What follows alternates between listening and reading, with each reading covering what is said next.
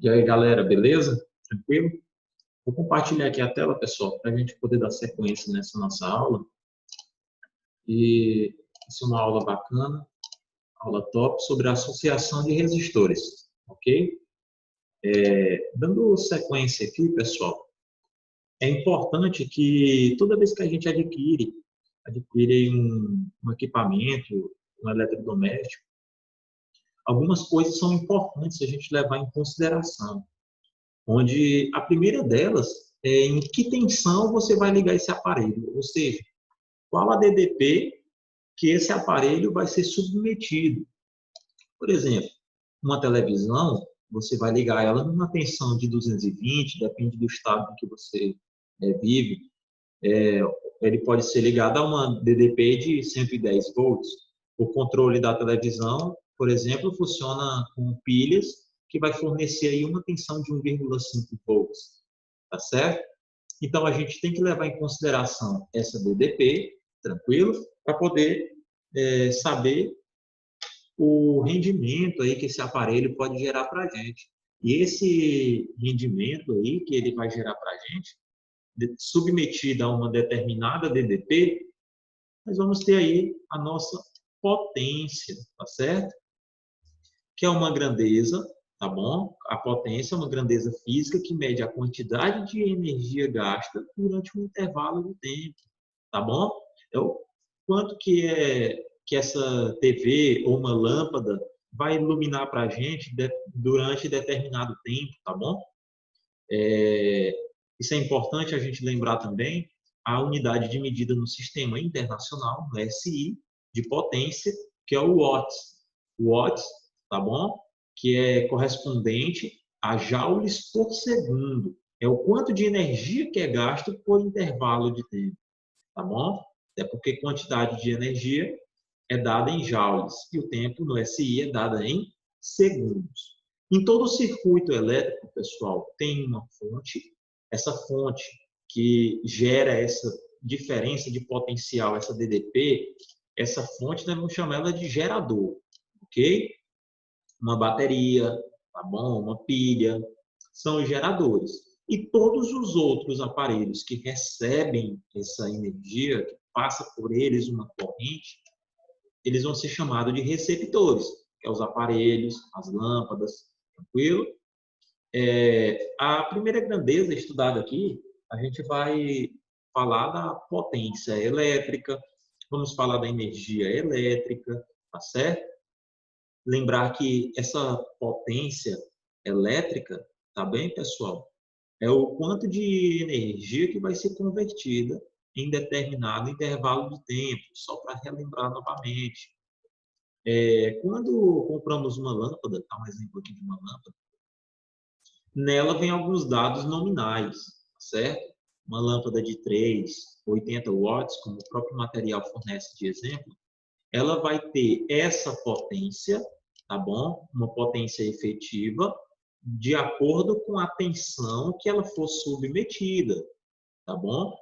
Por exemplo, quando a gente vai comprar uma lâmpada de 3 watts, se lá diz que ela funciona a uma tensão de 127 volts, ela só vai emitir 3 watts de potência, ela só vai fornecer 3 watts de potência se ela tiver ligada a uma tensão de 127 volts, nesse exemplo que eu estou dando, ok? Se for uma tensão de 220, ela só vai ter aquela potência se a tensão submetida for de 220. É interessante, pessoal, que se pegarmos um aparelho que funciona a uma tensão de 220 volts e ligarmos ele a uma tensão inferior, por exemplo, de 110, 127, o aparelho ele vai funcionar com uma potência reduzida. Se eu pegar uma lâmpada que era para funcionar a uma tensão de 220 volts e ligar ela numa tensão de 110, por exemplo, ela vai reduzir aí a quarta parte. Isso nós vamos já aprender. Por exemplo, se eu tenho uma lâmpada de 100 watts, ok? Já anotem aí esse exemplinho aí no livro de vocês. Ela é de 100 watts e ela só vai ter essa potência se ela tiver, por exemplo, uma tensão de 220 volts. Se eu reduzo a minha tensão pela metade, por exemplo, para 200 ou para 110, a minha potência, pessoal, ela vai cair a quarta parte. Ela vai funcionar aí com 25 watts de potência. Ou seja, a minha potência vai diminuir. Mais à frente eu explico para vocês o porquê que ela reduziu aí, tá bom? Funcionando aí apenas a quarta parte.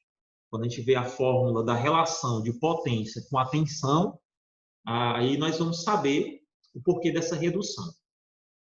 Se eu tenho uma lâmpada de 100 watts, que ela funcionaria com essa potência a 220, reduzir a metade da minha tensão, a minha potência ela também vai reduzir. Reduziu para 25 watts.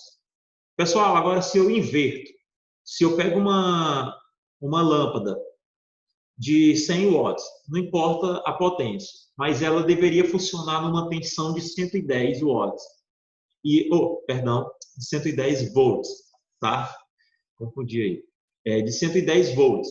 E eu ligar ela a uma tensão de 220, eu queimo essa lâmpada. Eu não posso submeter a uma tensão maior, ok? Não quer dizer que porque eu coloquei a uma tensão menor diminuir a potência, que eu colocando numa tensão maior vou aumentar a potência, não. Eu queimo o aparelho, ok?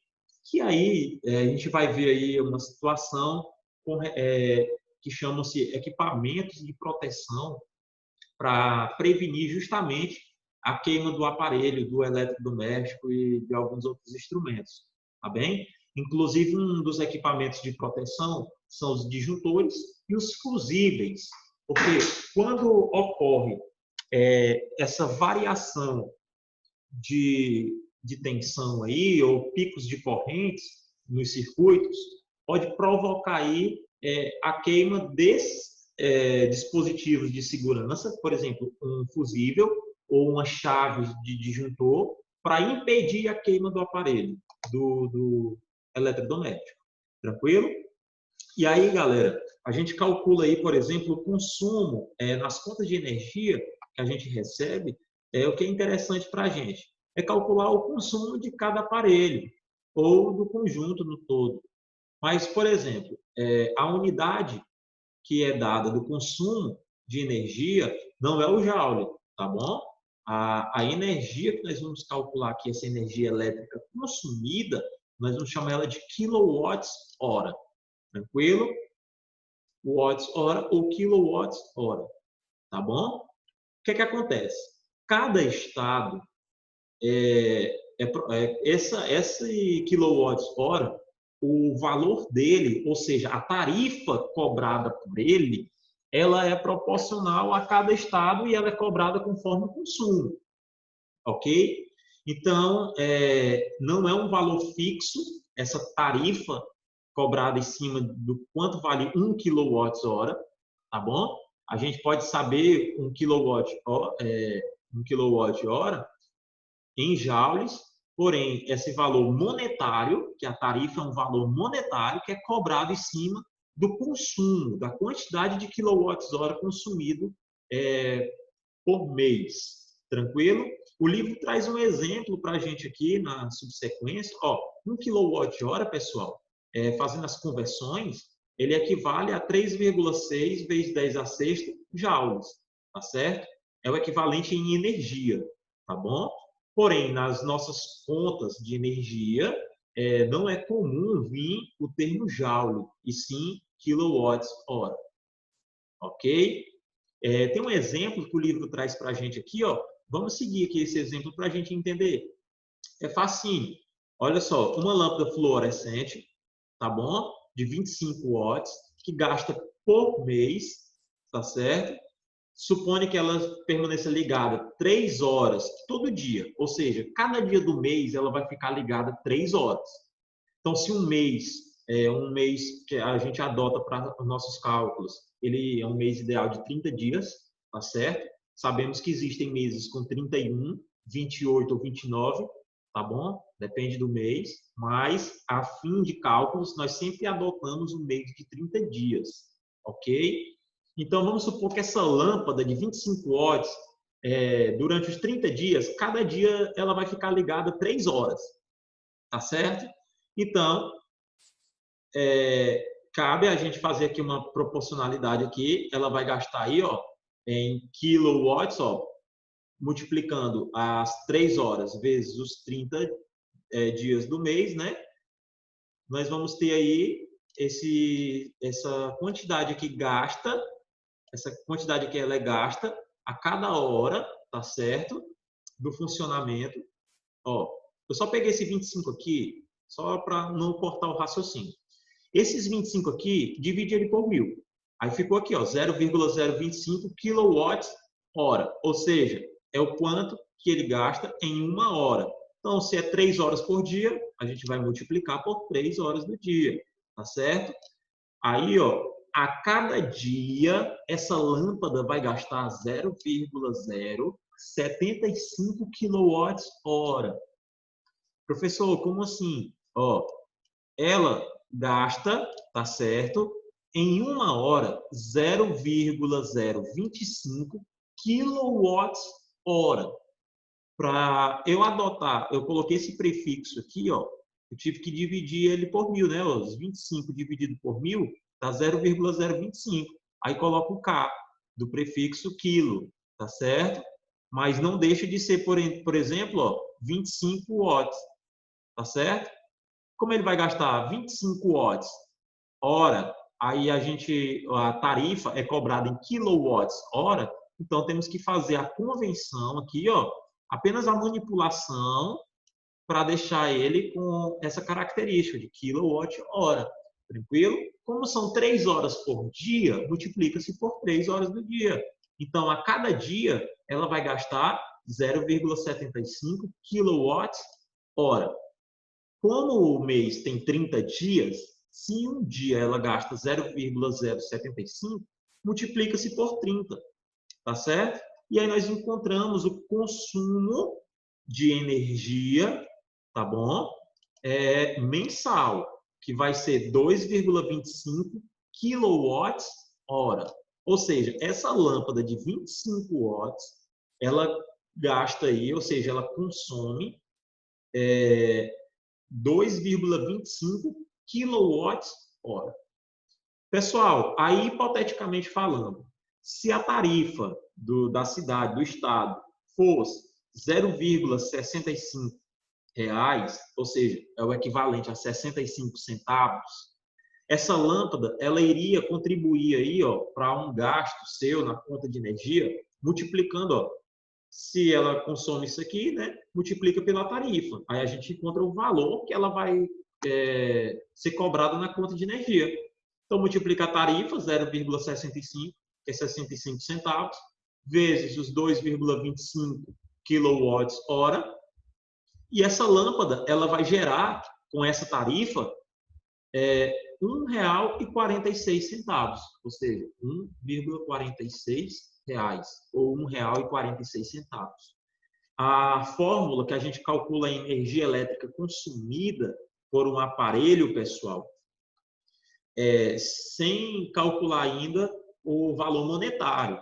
O valor de consumo de energia elétrica é dado por essa fórmula. Energia elétrica é igual a potência vezes o tempo que esse aparelho ele fica ligado, tá bom? Em que ele é utilizado, tá certo?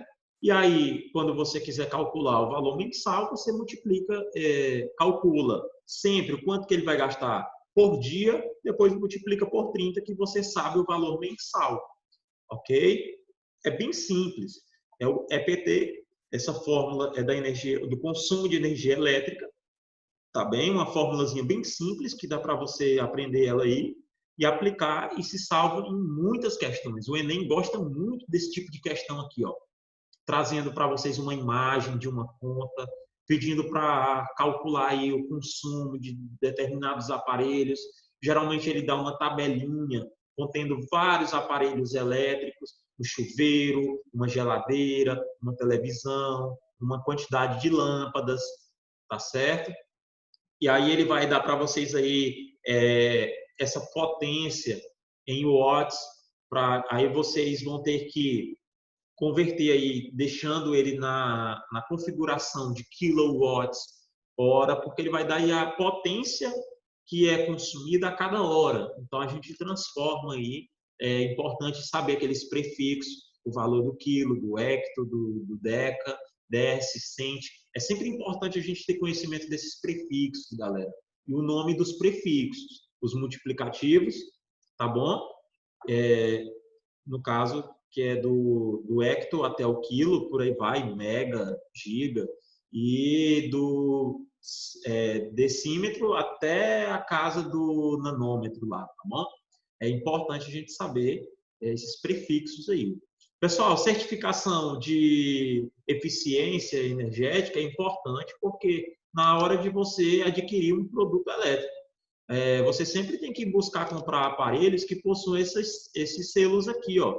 Tanto essa tabelinha aqui do consumo de energia, ó. Observe que os aparelhos que estão na faixa verde A são aparelhos que têm o menor consumo de energia, tá bem? E, evidentemente, eles vão apresentar aí uma eficiência maior, tá bom? No desempenho dos seus trabalhos, ok? Esses dois selos aqui, eles atestam que o equipamento, ele sim, ele é indicado para utilização das suas tarefas que você deseja empenhar, ok? É basicamente para isso, para você ter uma orientação de não gastar muito com relação aos equipamentos. Quanto mais próximo da faixa laranja, meio avermelhado, mais o aparelho vai tender a consumir, tá bom? Energia. Então, ele vai gastar mais. Quanto mais no vermelho, mais ele gasta. Quanto mais no verde, mais ele consome. Ok? Agora vamos ver aqui a relação entre essas três grandezas: potência, tensão e corrente. Tá certo?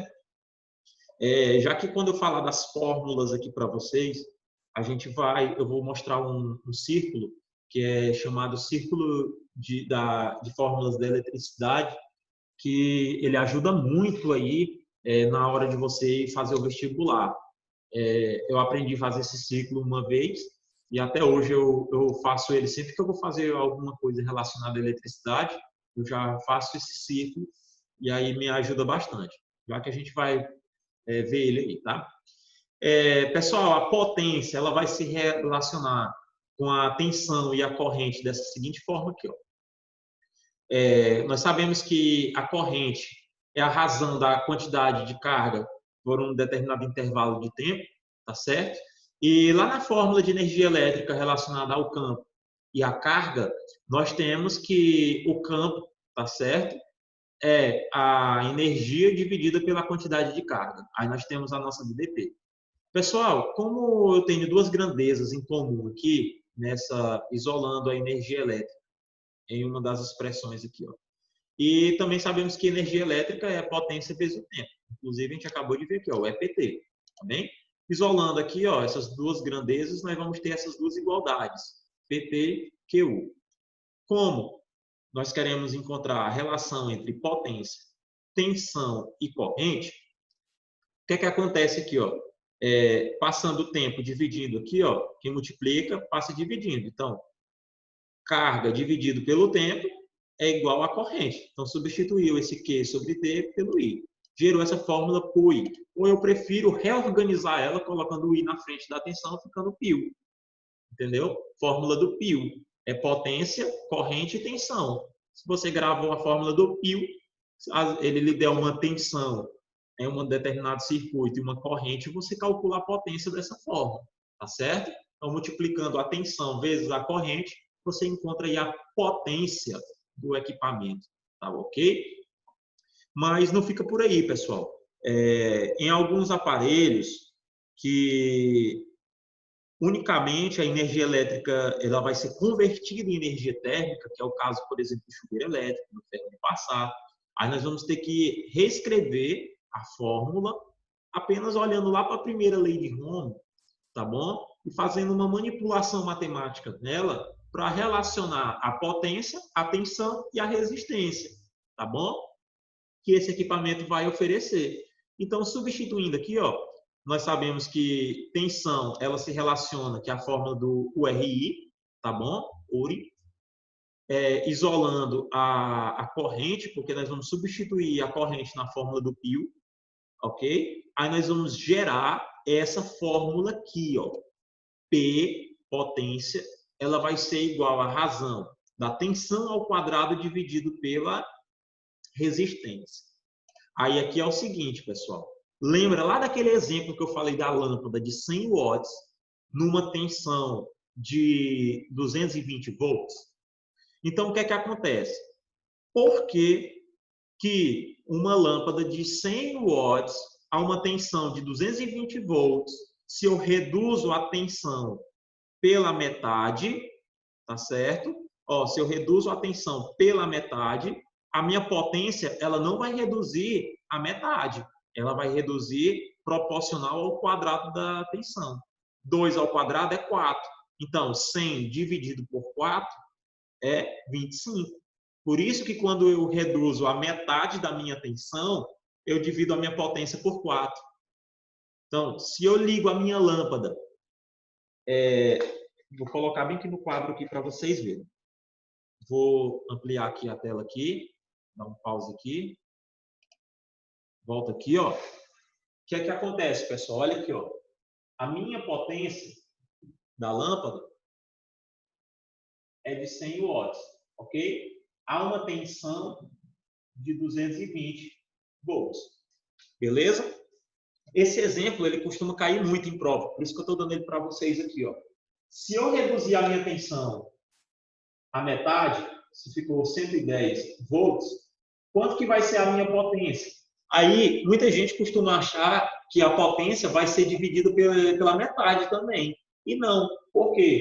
Por essa fórmula aqui, ó, dividido pela resistência, a minha potência ela é proporcional ao quadrado da tensão. Então, se eu reduzir pela metade, se esse aqui, ó, reduzir pela metade, eu vou fazer o quê? A minha potência é proporcional ao quadrado da tensão. Então, vai ficar 2 ao quadrado, 4. Então, eu vou reduzir a minha potência à quarta parte. Então, vai ficar 100 dividido por 4, a minha tensão, ó, a minha potência, perdão, vai ficar 25 watts. Ok? Foi daqui que surgiu esse exemplo aí, isso aqui costuma cair muito em prova, tá certo? Eles cobram essa relaçãozinha aí para ver se o aluno tem essa atenção com relação à proporcionalidade. Vou voltar aqui para a página do livro para a gente dar sequência, ok? Então, é daqui que surgiu aquela relação que eu falei lá no começo. Tranquilo? E aí, como que eu vou relacionar, então, resistência, potência, resistência e corrente elétrica? Da mesma forma que nós pegamos a lei de Ohm e manipulamos ela matematicamente, o RI, e substituímos o I lá no π, da mesma forma que eu vou pegar o π, vou pegar o RI e substituir a tensão. Do π no U, eu vou substituir pelo RI. Aí eu vou ter que potência, ela é, no caso aí, proporcional também ao quadrado da corrente, tá certo? Resistência vezes o quadrado da corrente. Beleza. Essa parte aí da distribuição elétrica, pessoal, a nossa energia elétrica ela é proveniente de algum lugar. Ela não surge do nada. Nós não temos aí, por exemplo, uma bateria gigante. Nós temos umas estruturas que vão convertendo energias mecânicas em energia elétrica, que é o caso das hidrelétricas, é o caso, por exemplo, das termoelétricas. Nós vamos ter convenções de energia com o propósito de converter esse tipo de energia, tá bom? Em energia elétrica, tá certo? No caso das usinas hidrelétricas, as barragens que são feitas aí, aquele acúmulo de água que é feito, o propósito daquela água ali é ele ser canalizado numa diferença de gravidade, a água vai percorrer com uma certa força, velocidade, girar turbinas. Essas turbinas, esse movimento, essa energia mecânica que é gerada, a energia cinética que é gerada pelas turbinas, elas vão ser convertidas em energias em energia elétrica. Essa energia elétrica ela vai ser mandada para uma subestação, aonde vai ser trabalhada ali e, no caso, é calculado para a gente ir diminuindo, né, as tensões. É produzida uma grande quantidade de energia, uma tensão gigantesca, gera-se uma DDP enorme, e aí nas subestações a gente vai reduzindo essas tensões até chegar na residência da gente uma tensão de 110 volts ou 220 volts. Isso varia de um estado para o outro, ok? É dessa maneira, as linhas, observe um desenho aqui, ó, tem os portos, a nossa energia, ela é transmitida por meio de condutores. Esses condutores são os fios, aí os cabos de alta tensão. Isso são chamados de alta tensão, porque são tensões, tá certo? Quando você está viajando, tiver aqueles fios bem grandão lá, é por ali que a nossa energia vai ser transmitida até chegar numa outra estação, uma subestação menor da cidade, dela distribuída para os portos, dos portos para nossas residências. Ok, é algo bem simples, é algo até lógico também, um raciocínio bem lógico, né? Que a gente tem que ter em relação a isso aí. Fontes de produção a gente tem várias, as hidrelétricas, termoelétricas e por aí vai. Ok? Agora a gente vem aqui na parte de associação de resistores, tá certo? Nós já falamos dessa parte aqui de uma maneira mais geral. Agora a gente vai retornar de novo, relacionando a tensão e a corrente e a potência, se necessário for, tá? Mas aqui é principalmente corrente, resistência e tensão. Todo resistor, pessoal, é um equipamento que vai oferecer resistência à passagem de energia elétrica e ele vai converter essa energia em energia térmica. É basicamente isso. Tranquilo?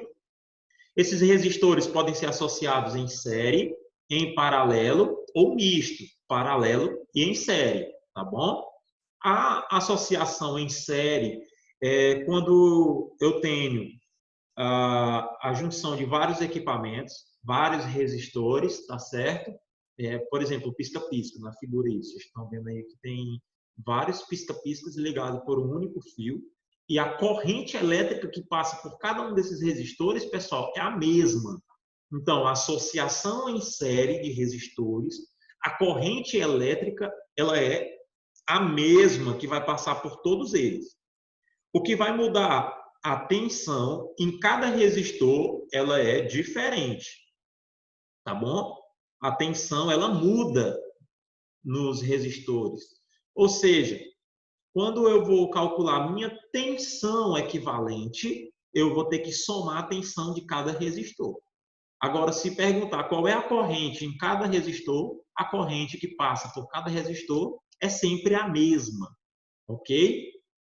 Quando pede para calcularmos, por exemplo, a resistência equivalente, o que é a resistência equivalente? Lembra lá, é uma resistência que vai substituir todos os outros resistores. É um resistor que substitui todos os outros. Então, a gente faz o quê? O somatório das resistências, tá certo? De cada resistência, ok? Lembrar que a unidade de medida de resistência é o ohm, que é aquele, deixa eu ver aqui se tem alguma simbologia. Bem que na página anterior tem, só para título de curiosidade, ó, vou grifar ele aqui, ó. Esse tipo uma ferradurazinha aqui é o ohm, tá bom? É a unidade de medida, tá bom? É um R grego aí, que ele representa resistência, tá bom? Parece uma ferradura, algo do tipo aí. Pessoal, então em série, essa é a análise que tem que ser feita, ok?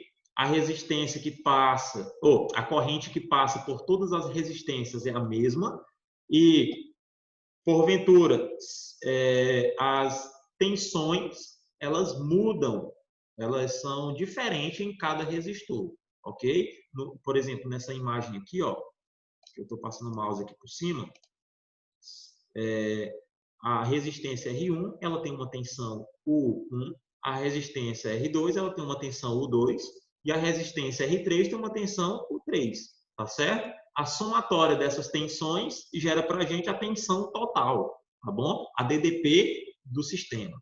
Ok, então bora aí para a associação, no caso, em paralelo. Ah, professor, mas o que é isso aqui, ó? Que tem resistência equivalente aqui, ó.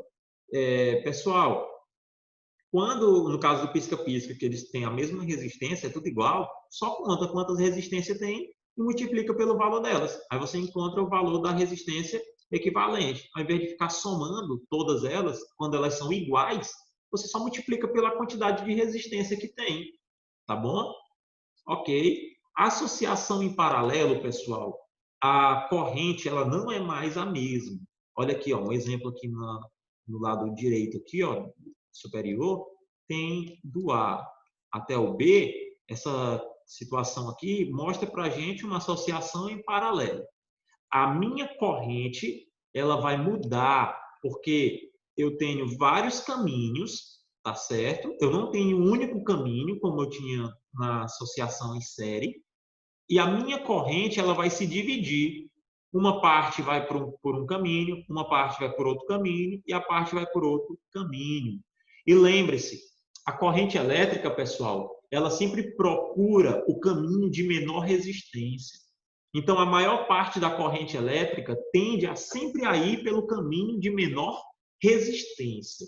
Uma característica da associação em paralelo é que a tensão elétrica ela é a mesma em todos os resistores.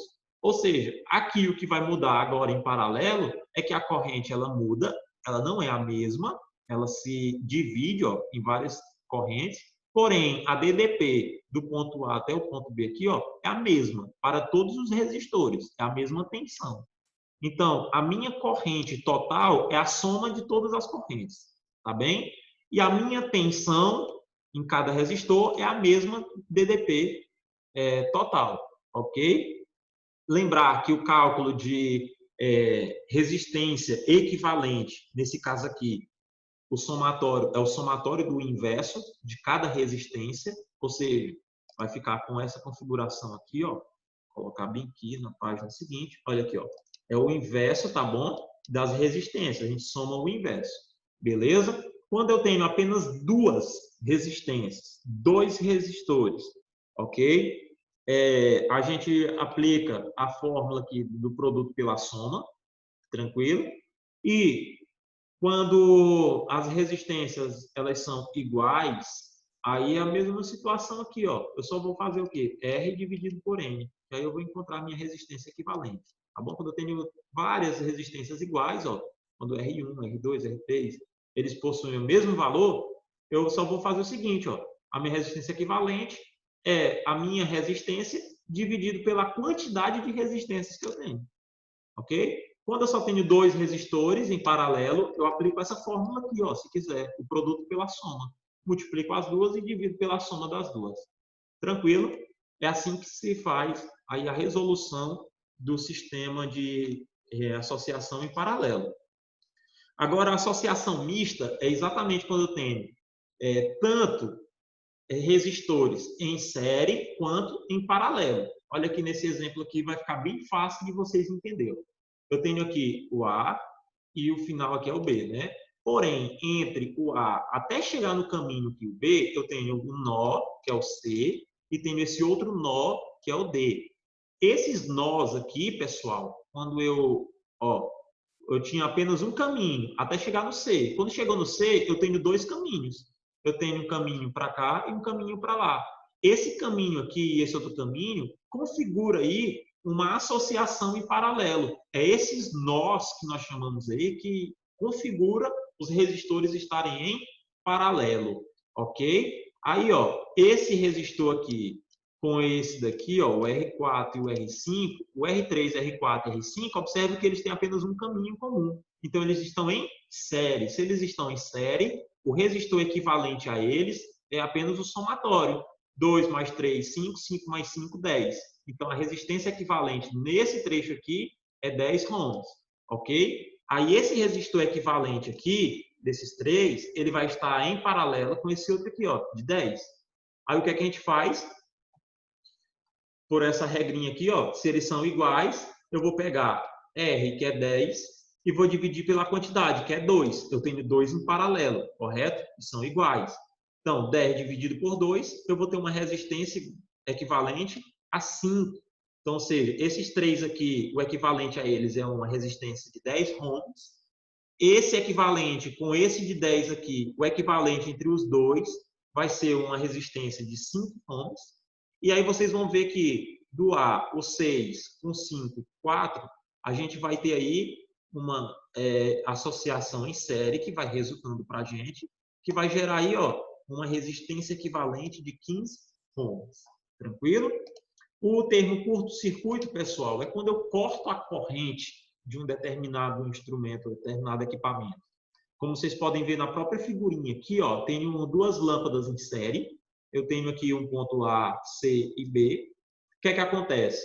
Se eu conecto um condutor do ponto A até o ponto C, como está aqui, ó, a resistência de um fio em relação à lâmpada, ela é muito pequena. Então, a minha corrente, ela tende a seguir sempre o caminho de menor resistência.